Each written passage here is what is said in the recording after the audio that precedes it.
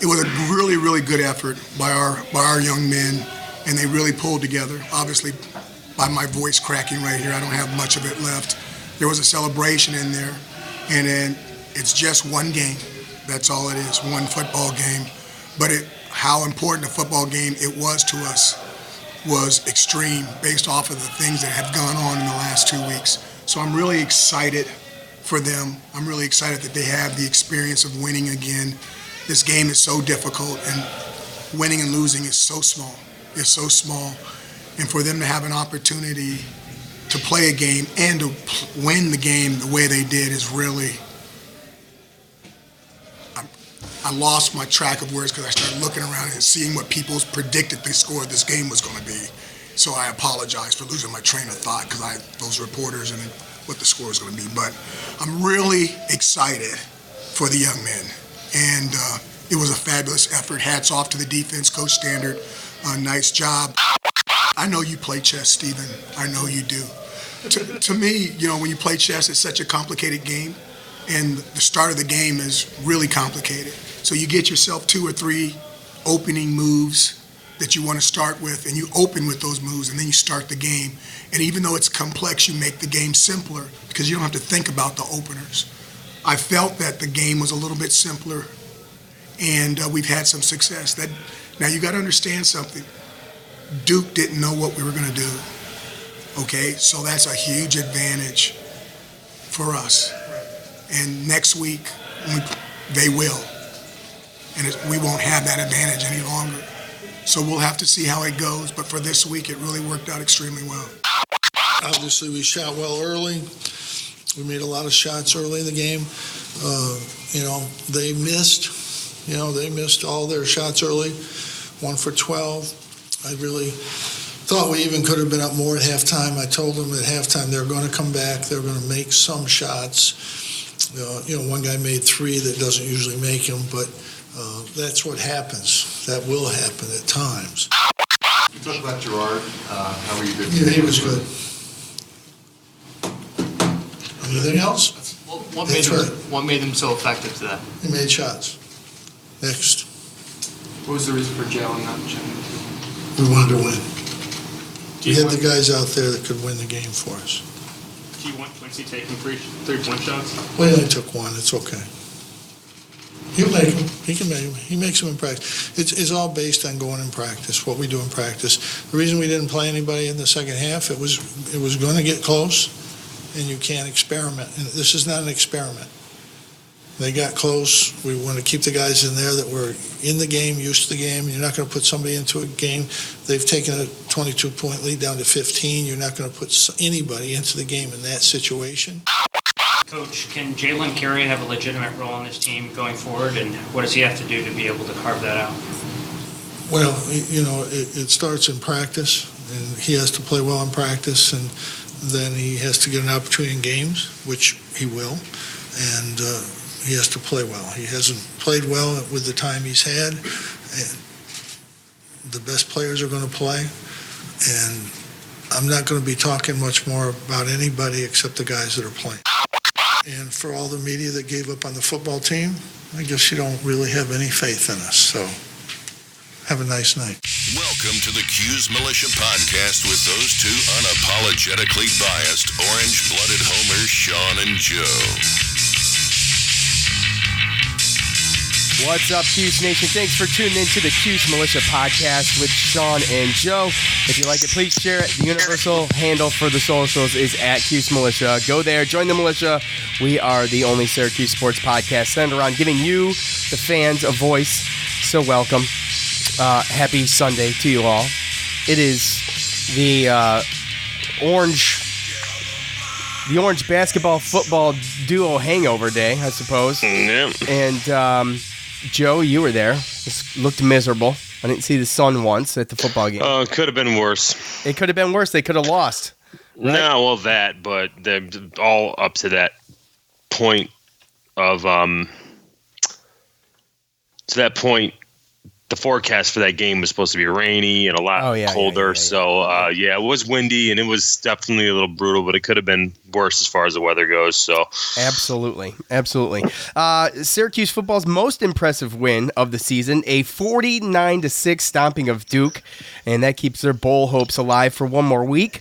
Also, a rare quick start for Syracuse basketball as they routed Seattle 89-67. In Boeheim versus Boeheim in Boeheim, Part 3 is set up to tip off at 7:30 Wednesday, November 20th in the Dome. No, Part 2. Well, Part 2 of Boeheim and Boeheim in Boeheim. Yeah. Right. Part 3 of Boeheim and Boeheim. Right. You know what I'm saying. I do. So, right. Anyways, that is we cannot waste any time. That's why we are going to get right into it with you. It is No Shave November.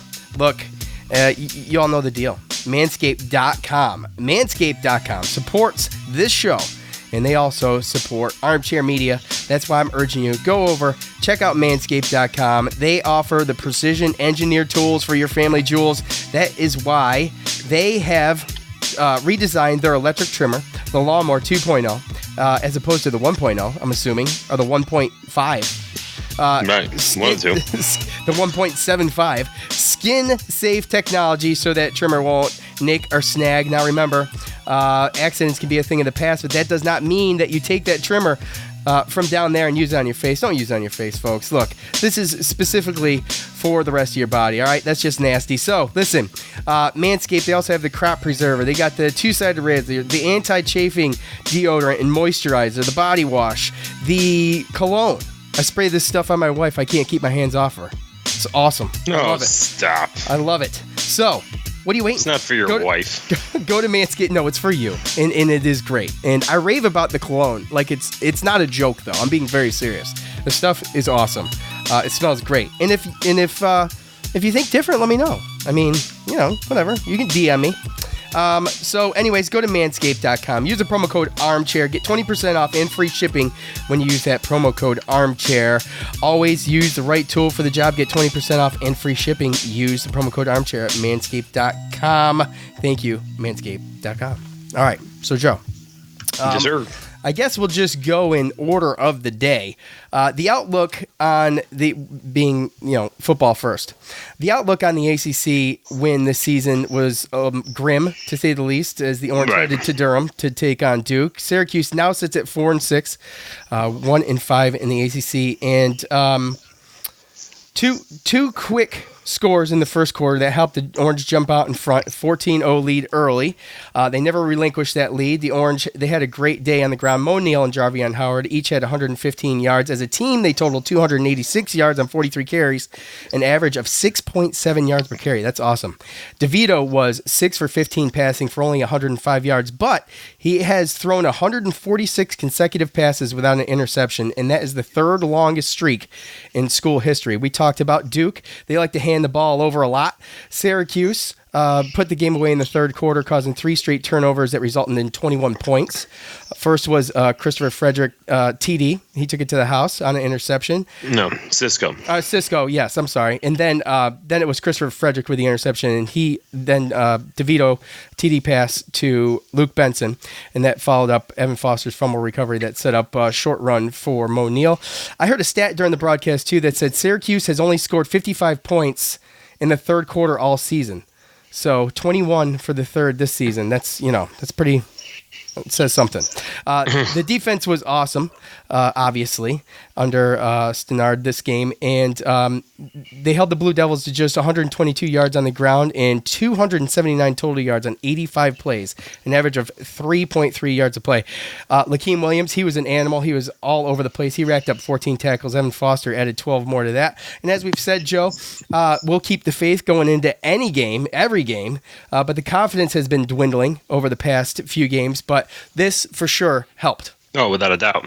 And it was nice to see some of the changes, some of the things that they talked about throughout the bye week. Lakeem Williams, he talked about how he thought that some of the changes were gonna help the defense. And I think from what I've seen and what we've heard since after the game, In this case, kind of less was more. There was a lot of things that they took, just some complexities that they took out of their defense that sometimes just didn't allow players just to play.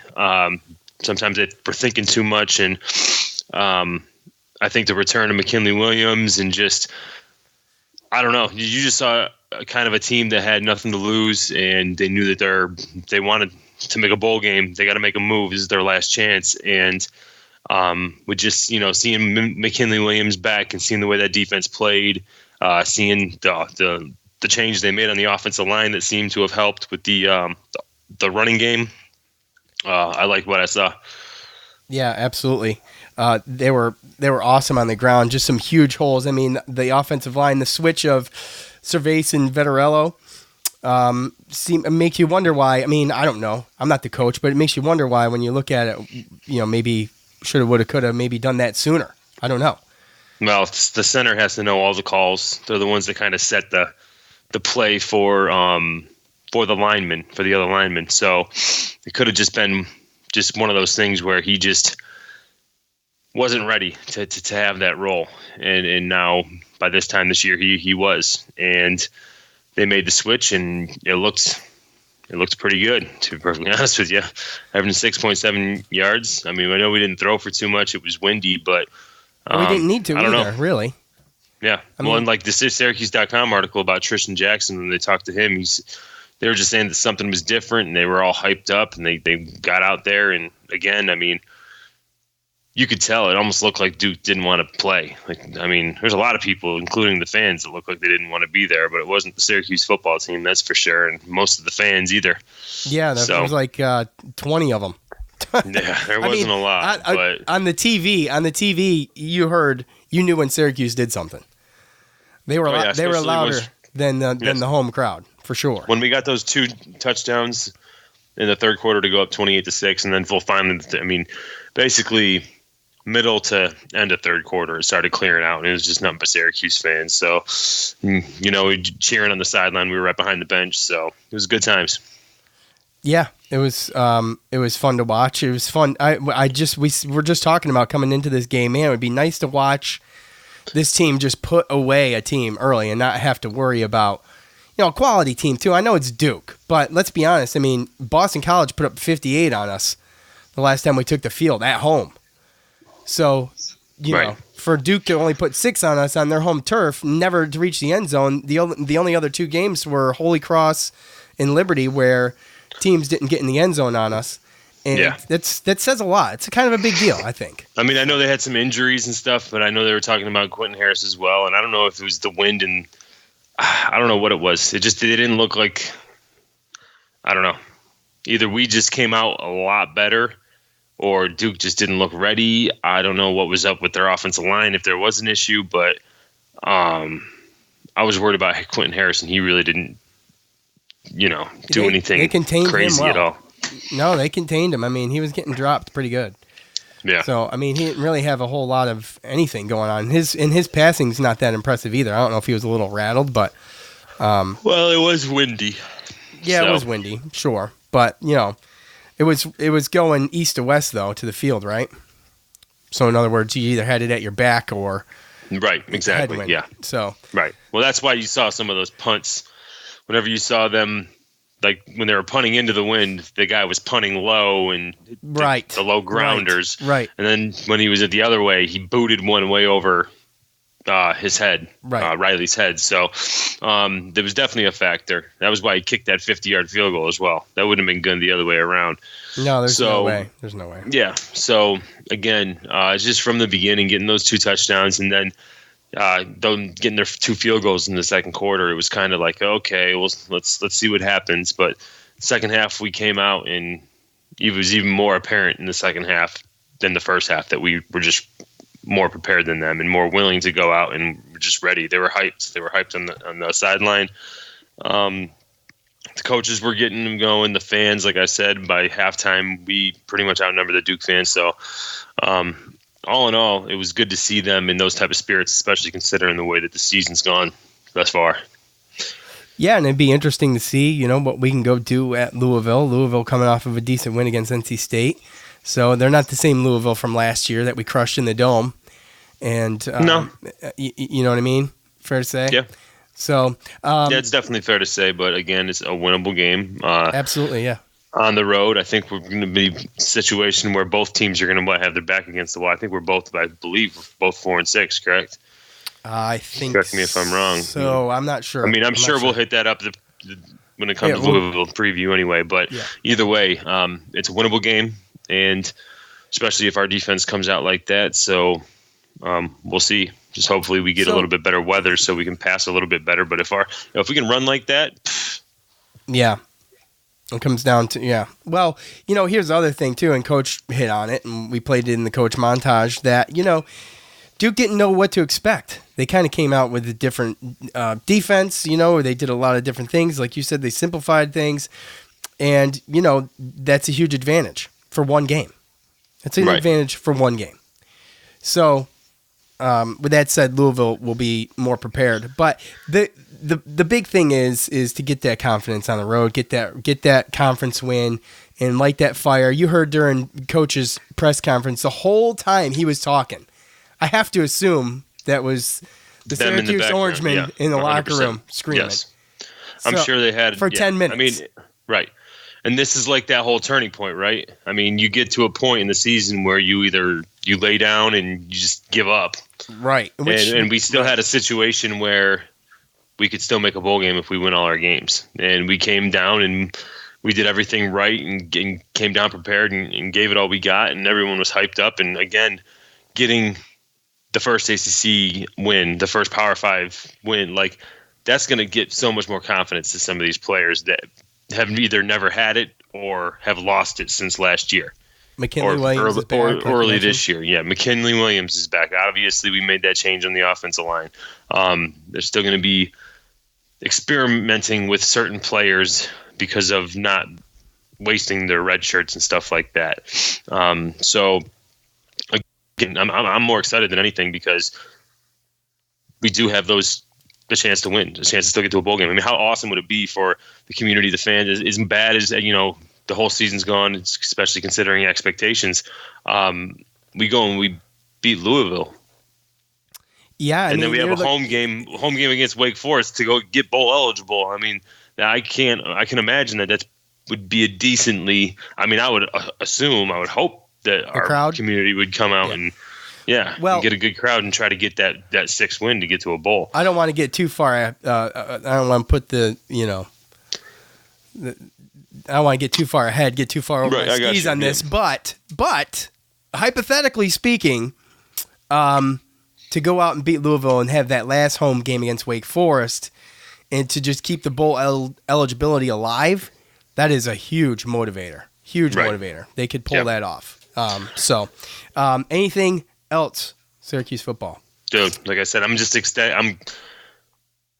upset it hasn't happened sooner, but it has happened. I'm just glad that it's happened because it was looking grim, bro. It was looking grim. It was not looking good. I mean, Dino Babers' worst season has been 4-8, right? Yeah. I didn't want it to be worse than that after a year like last year. So, right. Yeah, and it was that was the trajectory, unfortunately. Right. So, and like I said, it's good that he got him to play. They didn't give up. You saw the emotion. They were hyped up. They were ready to play. They were ready to prove that they could get a win, and they proved themselves. And hopefully, it bleeds into next week. Exactly. All right, the Syracuse Orange basketball team, they're sitting at 2-1 right now, and they had a new starting lineup. They clipped off a 7-0 run to start the game. Gerard was 5 for 6 from distance, 7 for 8 from the field altogether, 5 for 5 from the line. He tallied 24 points in his first start in an orange uniform. He played for 31 minutes. Though we expected to see Carey play at least some kind of minutes off the bench, he never stepped foot on the floor, and he has been sitting since the first 5 minutes of the Colgate game last week. Quincy Guerrier, 17 minutes and 14 points. Bryson Goodine, 13 minutes. Those were the only significant bench contributors during the game against Seattle. The Orange, as a team, shot 59.6% from the field, 39.1% from three, and 66.7% from the line, which is, I don't know, Gerard 5 for 5 is really good. And we all know, Joe, it's just Seattle, and I understand that, but we got to talk about these games because they are what they are. A W is a W, too. Right. Yeah. So with that said, a solid team effort. Gerard came out to make a statement, and he did. And, 24 points, as I mentioned, for his first start. If we all remember, though, I saw a tweet from Mike Waters that said Jalen Carey, his first start, had 26 against UConn. Remember that? So, Yep. I mean, the 24, not necessarily a sign of things to come. We take these things with a grain of salt, especially considering the competition. But good job for Gerard. And they played the defense kind of slacked a little bit in the second half, Joe, but they held it together. The offense held it together, came back, and I think they got within like 7, and then they pulled away to about 14 again, and then it was over after that. So yeah. It was just an instance where Seattle just couldn't hit it the broadside of a barn in the first half. Yeah, and then they came out, yeah. Right, and then they came out and went 7-8 in the beginning of the second half and kind of caught us off guard. So we had to kind of tighten up and get back to where we were. But it's good to see these young guys, the way that they can move the ball. I mean, the way that they move without the ball, they pick for each other.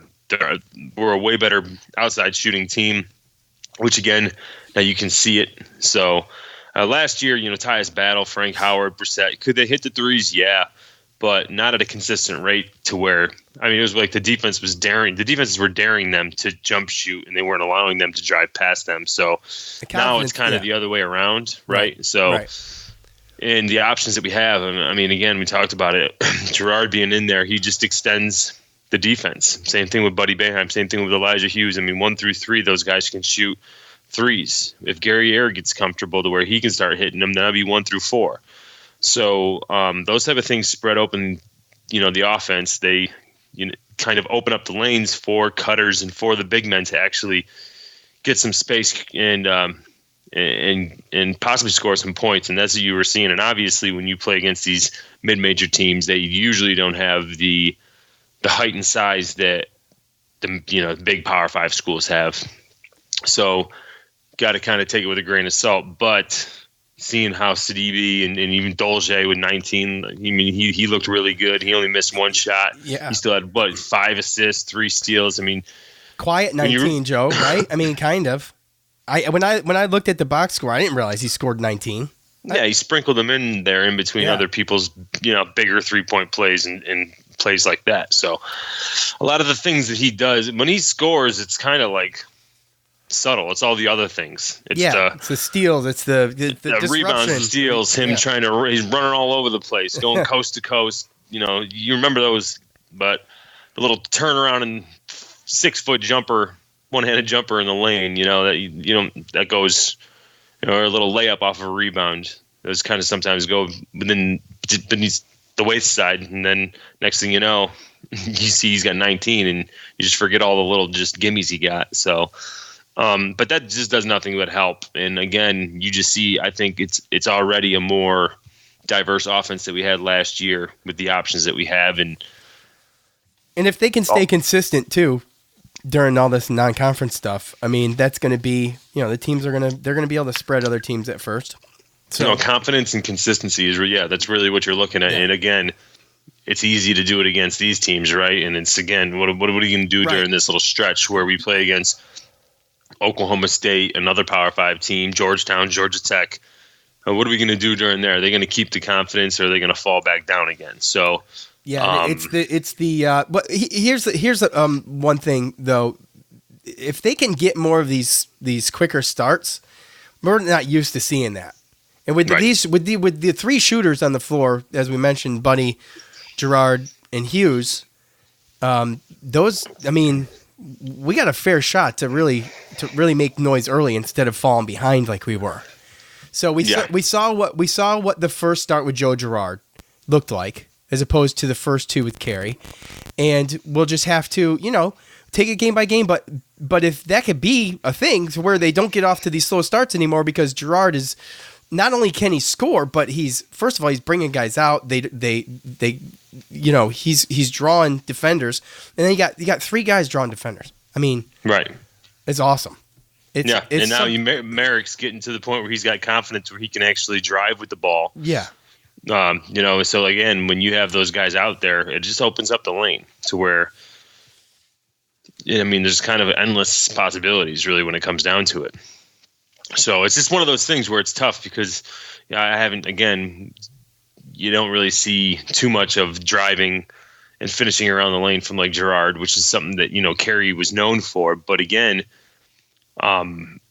Carey never really scared any defender for shooting. So therefore, when you can play back a little bit on defense to where you can kind of anticipate him driving, then it doesn't really help you. And I think that's really where the difference is. So right now, Gerard can play point guard and he can force his guys to come up. And again, he moves so well without the ball too, because he's still looking for a shot every time. Yeah, he's all over the place. Yeah.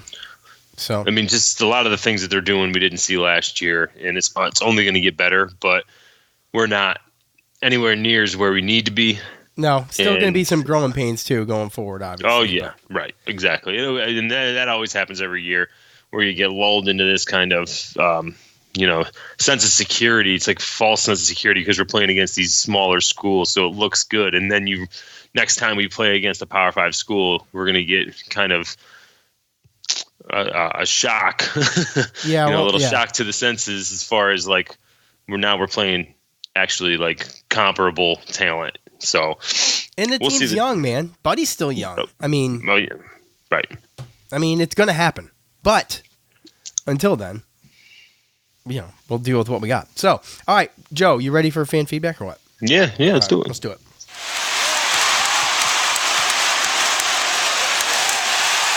It's time to hear from you, the loudmouths from the Loud House.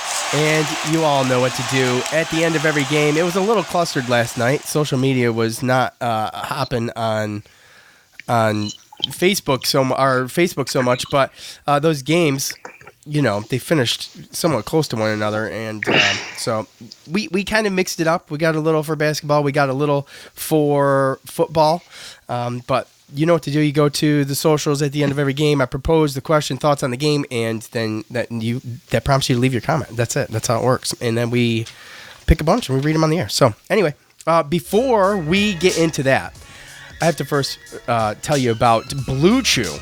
Now, Blue Chew, 75% of our audience is males, Joe. So listen up. And the other 25%, listen up. So, if you want to increase your performance and get extra confidence in bed, Blue Chew is the place for you. BlueChew.com. It's blue like the color. Blue Chew brings you the first chewable with the same FDA-approved active ingredients as Viagra and Cialis, so you know it works. You can take them anytime, day or night, on a full or empty stomach. And since they're chewable, they work up to twice as fast as a pill, and you can be ready whenever the opportunity arises. If you could benefit from extra function and more confidence when it counts, Blue Chew is the fast and easy way to enhance your performance. Blue Chew is prescribed online and it ships straight to your door in a discreet package, so no in-person doctor visits, no waiting at the pharmacy, and best of all, no awkwardness. They're made in the USA, and since Blue Chew prepares and ships direct, they're cheaper than the pharmacy. Right now, we've got a special offer for our listeners. Visit BlueChew.com and get your first shipment free when you use the special promo code ARMCHAIR. Just pay the $5 shipping. Again, that's blue, like the color, BLUE Chew.com. Use the promo code ARMCHAIR. Try it free. Blue Chew is the better, cheaper, faster choice, and we thank them for sponsoring the show. And remember, always remember, it does not guarantee results, and it does not cure a disease, because both of those things would be silly. So, all right, Joe, the all-time series with Cornell sits at 90. Oh, wait, no, what am I doing? No, we're not going there. We're doing fan feedback, aren't we? Yeah, that's what I thought anyway. All right, well, I go ahead of myself. Okay, I'm a little under the weather. Okay, I'm grinding it out for you guys. I'm doing my best. I'm using the mute button quite a bit to blow my nose and cough. So here we are. Look, let's do this one first, because we'll just get this one out of the way. It's from Joe P on Facebook. Okay. It was stupid, windy, and cold, but I got to spend some time with podcast superstar and internet sensation Joe G. So worth it. Jeez. This is so incestual, Joe. Great. Great to see the team make adjustments on offense at half, to see what worked and didn't, And they used that along with some timely D and turnovers to blow the game open in the third quarter. Great win. Hopefully they keep rolling the rest of the season. And as a top fan, I'm kind of a big deal, so I know what I'm talking about. Keep up the good work, boys. All right, look, yeah, Joe's a top fan? I had no idea. Look at that. How about Yeah, that? he said 3 weeks in a row. 3 weeks in a row, Joe's a top fan. I'm so glad I turned these on. This is fun. I can see them, too. And we got to have He screenshots it and texts me every single time. Oh my gosh! Yeah. We gotta have a. We might do who knows? Maybe we'll do a giveaway for the longest running top fan at some point. I don't know. Who knows? So anyway, Joe, you got to spend time with your buddy Joe. Yes, sir. You were a lot worried, I should say, about the weather heading into this game. And Yeah. And how about Vegas though? Again, really getting it wrong. It happens. They've been awful every Syracuse game this year. Yeah. So anyway, at If Not Now When 84, that's a team we should have seen all season. Went a little stale in the second quarter, but defense cranked it up and kicked ass, playing for a purpose. Go Cuse. P.S. I saw Joe and he looked cold. Did you see him at the game or did he see you on TV? Because I was looking for you on TV. I didn't see you. There's like 5 people in the audience, or in the crowd. Who, Mike? Mm-hmm. No, I saw him there. Oh, you did see him there? Yeah. Oh, okay, So that's what's cool. up? Yeah. Yeah. He does. He goes to Duke, right? Or should we not? I Doesn't he- believe so. He does something there. I don't know if he goes to school there, but he does something there, right?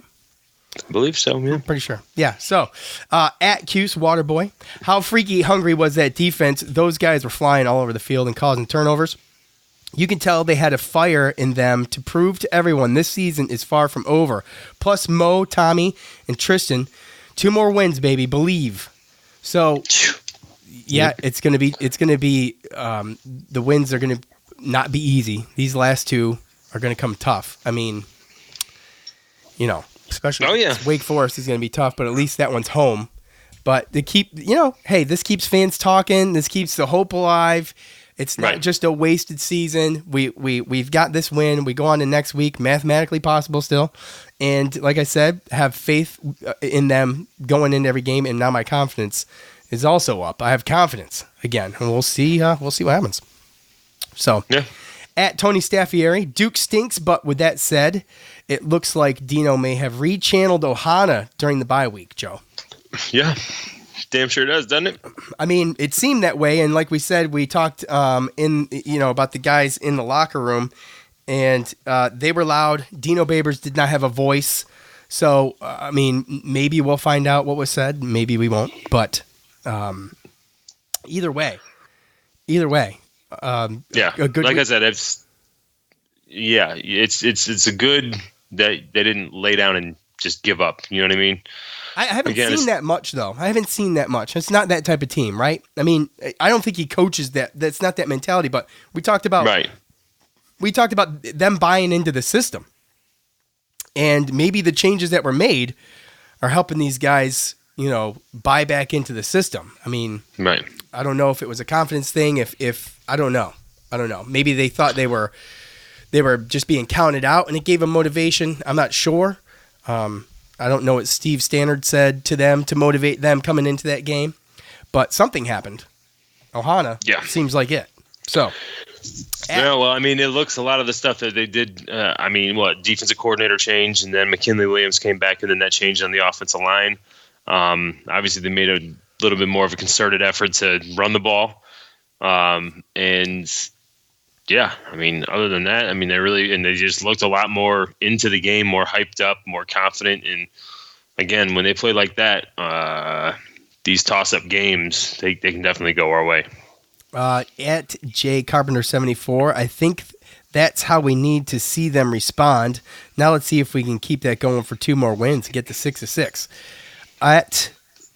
Oh boy, why didn't I try this out before?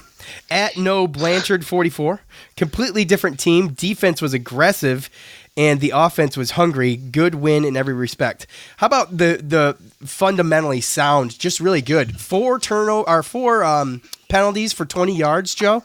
Very disciplined. I mean, that's huge. You didn't have any, bad pass interference penalties or anything stupid on the defense, giving the offense extra shots. And that, it just goes to show that that's huge. And, not a bunch of false starts, So it's the little things, man, that they did that just compiled through the game. The little things yesterday that they did looked like a last year's game. Yeah. You know what I mean? With the penalties, with the turnovers, the third down, the way that we played. That's what a last year win looked like. And I'm glad to get that feeling back. Yeah. All right. Here's the basketball one. At GMac HB. At GMac HB. There. I hope Jalen Carey responds positively to Jimmy's diss tonight. Yeah, that's got to be tough for a player, Joe, to hear the press conference after the game, right? Or does it motivate him? Because it was he was very salty in that press conference. What was his problem? Talking about Coach. I don't know. I played it. I played the first 3 questions where he just blew them off. I don't. You never know what you're going to get from him. And that's really the one thing is, and with the way that, I don't know, man. There's just so much stuff going on with, especially with his comment about football at the end there. And what'd you make of that? Well, let's take one thing at a time real quick. His diss on Carey. We put the guys out there that can win. Which is to insinuate that with Jalen out there, they can't win. Well, I'm just saying that's how you would interpret. I know that. that's how you would insinuate it. Yes, but eventually, the way he's basically saying, Jim's looking down the road. He's looking at the long term situation. Yes, could you start him and beat Seattle? Most likely, but that's not what's best for the team right now. That's not what's best for the growth of this team. And realistically, you got to get these guys ready for these next Power 5 schools that we're going to be going against here, tournament team level type schools. And you're not going to do that with them on the bench. So something happened, obviously. Since after the 5 minutes against Colgate when he took out Carey and brought in Gerard, he hasn't played. So I don't know. I don't like assuming things, but I just feel like you don't go from first string to third string unless something was said or something is happening or I don't know. Again, we talked about the rumblings or the speculations last episode about the transfer portal and all that. Right, and not to say, and again, I was kind of watching the game in a rush on the replay through ESPN Plus when I got home last night from the football game, but I didn't really get a chance to check out his body language as far as how he was acting as far as a teammate on the bench, knowing that he wasn't playing. But it wasn't bad. It wasn't terrible. Okay, well, I'll take your word for it, but I'm just saying it's hard for me to believe that you went from first string to third string based upon those 5 minutes against Colgate. I feel like there had to have been some other type of issues, and whether it's off the court issues or in the practice issues, or there was some type of. Coach said multiple times it starts in practice. So obviously he's seen something in practice that he didn't like. We could at least speculate that that's probably a good chance. But again, that might just be his actions in between Colgate and this game, right? True. Because he started him in Colgate, so obviously it wasn't anything he saw in practice before that. But then the Colgate thing happened, and then he didn't come back in. So that's why I want to do it. You want to assume that something was said because, again, he never came back in that game against Colgate. But even if that didn't happen, maybe he just hasn't responded well in practice in between the games of Colgate and Seattle. Yeah. Time will tell. We'll see. James, we're going to have James on again soon. He said in thoughts on the game, he said, have me on the pod, damn it. So I said, I'll be in touch. So we'll have James on again soon. We'll talk about that. James knows Jalen personally. He's spent some time with him and his family. So maybe we can get some insight there. I have no idea. Let's see. Jamie says on Twitter, at JRayner44, JG3 is the real deal. Team should get better as the season progresses. How about that football squad? Yeah. 2 wins yesterday, Joe. 2 wins. 3. Or 3 wins. Well, 3 wins. Okay. Do that to me. That's fine. That's fine. It's not funny. It's not funny. It's not. It's not. Okay? Because Well, I mean, I've been it's the called truth. out on that before. I get it. Okay? Not at the forefront of my mind, though.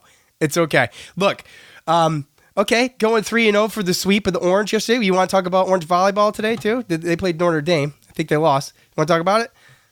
So, I mean, if they won, then I'm just playing. So, anyway, it was a good day to be an Orange fan, and it was a good day to be inside or at the Dome watching these games because they were thorough butt whoopings, and that's what it's all about. That's what we like to see. I don't like seeing it up close. Huh? thanks, because I wasn't inside, so.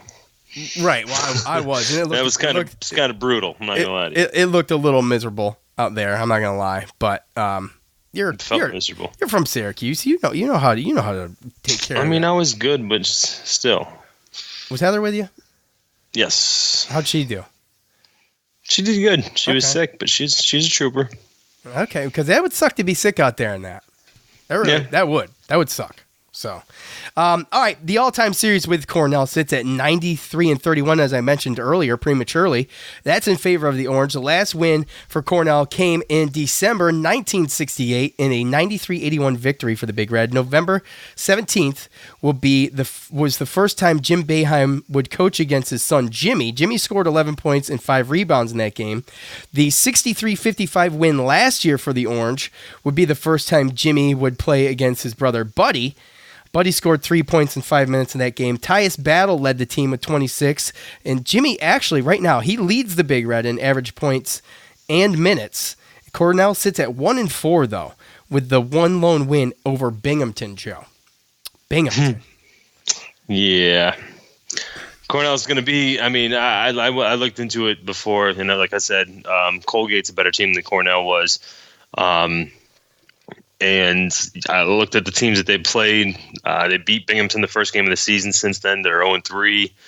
I mean, on a positive note for, if anybody cares, Jimmy Boeheim is pretty much leading the team in almost everything. Yeah, except for rebounds, I think was one I saw. He wasn't leading. He's like first and second and everything. But still, I mean, again, so that's going to be cool because he's going to be one of the main guys and stuff. So there's going to be a lot of Boeheim stuff going on out there. A whole lot of Boeheiming out there. Yeah, all the Boeheiming is going to be out there. Yeah. And so, again, those things, it's always kind of fun. And, you know how the media and everything's going to get, and they're going to bring the mom and do it, and they're going to do the pictures, and all the cameras are going to be going all over the Boeheim. You know how that goes. New T-shirt design.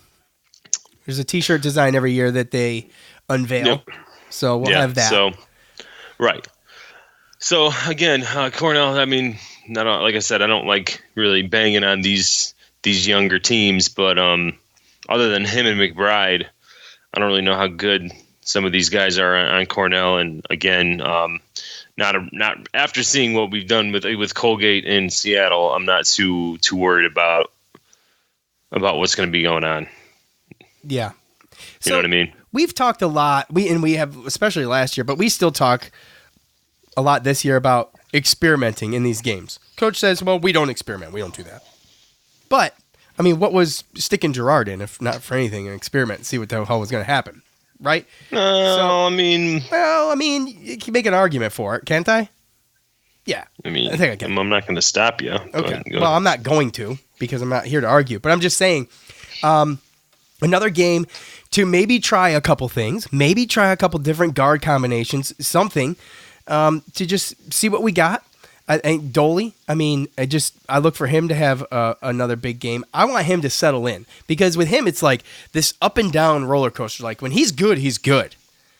But when he's not, if he doesn't start strong, he doesn't usually pick it back up, I guess is what I'm trying to say. Like he does other things though. So he'll stop shooting basically. If he's not feeling it, he'll stop shooting and he focuses his energy elsewhere. That's what's awesome about Dolezaj.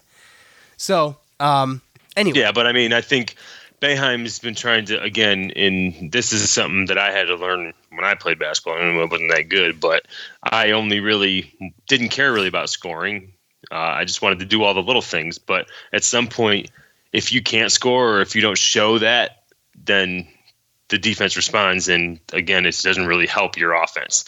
So he has to be able to be confident, and he has to be able to show that he's not afraid to put up those shots and that he can be an offensive threat. Because if not, then like we talked about with Chuku last year, it becomes 4-on-5 out there, and we don't need that.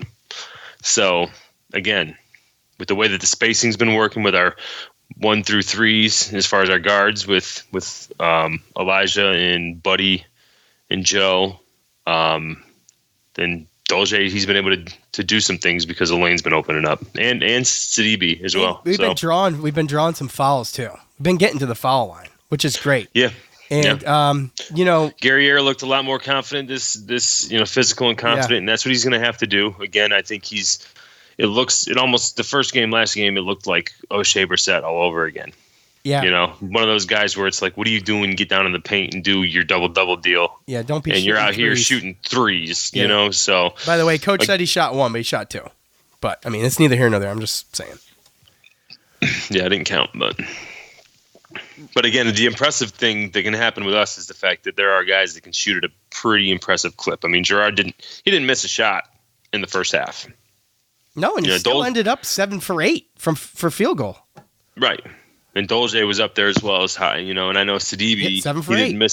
He didn't miss much either. So, no, what do you think about Sidibe? Did your dad say anything about Sidibe the other day after his performance against? Yes, he did.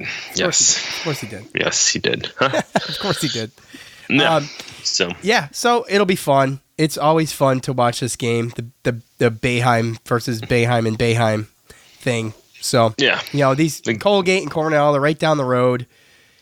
We get to play them every year. There's been some very heated games between Syracuse and Cornell back in the day, like fist being thrown. You remember that? It was Sherman Douglas, I believe. Or was it Derek Coleman?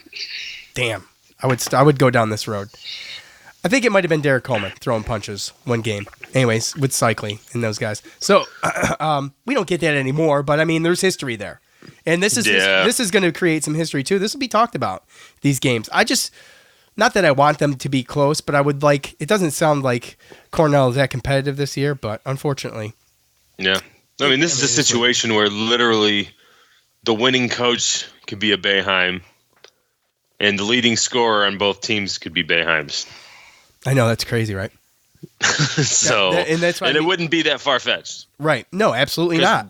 Because the way it's been looking, I mean, one's a lock. You're almost 2 for 2 right off the bat, right? Almost, yeah. As long as Jimmy outscores McBride, then yeah. Yeah. So we'll see. I think, we'll look for him to probably be shooting a lot. I mean, who knows, though. But anyway, that's it. That's all we got. We will be back here as timely as possible to give you the Louisville pregame. I want to thank Blue Chew.